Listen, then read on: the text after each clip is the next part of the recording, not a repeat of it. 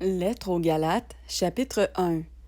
Paulos, apôtre, non de la part des humains, ni par un être humain, mais par Yahushua Mashiach et Élohim le Père qui l'a réveillé d'entre les morts, et tous les frères qui sont avec moi aux assemblées de Galatie, à vous, grâce et shalom de la part d'Élohim le Père et notre Seigneur Yahushua Mashiach, qui s'est donné lui-même en faveur de nos péchés, afin de nous arracher du présentage mauvais selon la volonté de notre Élohim et Père.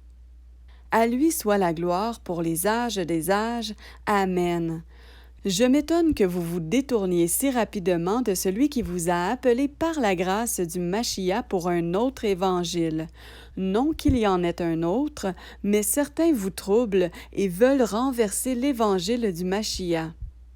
Mais si nous-mêmes ou un ange du ciel vous prêche un autre évangile que celui que nous vous avons prêché, qu'il soit anathème.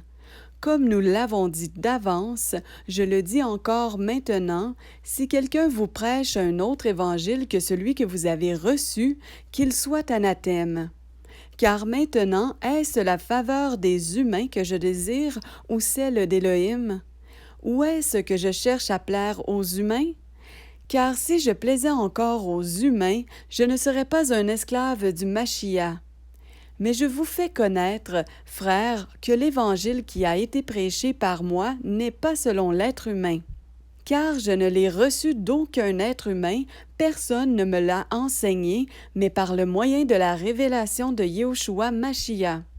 Car vous avez entendu parler de ma conduite autrefois dans le judaïsme, parce que je persécutais excessivement l'assemblée d'Élohim et la ravageais, et j'étais plus avancé dans le judaïsme que beaucoup de ceux de mon âge et de ma race, étant le plus ardent zélateur des traditions de mes pères.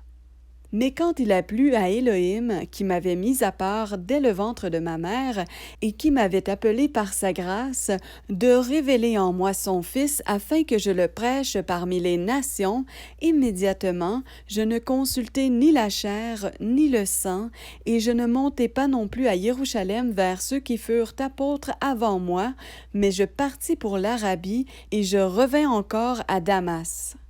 Ensuite, 3 ans après, je montai à Jérusalem pour faire la connaissance de Pétros, et je demeurai chez lui 15 jours. Et je ne vis aucun des autres apôtres, excepté Jacob, le frère du Seigneur. Or, dans les choses que je vous écris, voici que devant Élohim je ne mens pas. J'allai ensuite dans les régions de Syrie et de Sicilie. Or, j'étais inconnu de visage aux assemblées de Judée qui sont dans le Mashiach, mais elles avaient seulement entendu dire « Celui qui autrefois nous persécutait prêche maintenant la foi qu'il détruisait autrefois. » Et elles glorifiaient Élohim à cause de moi.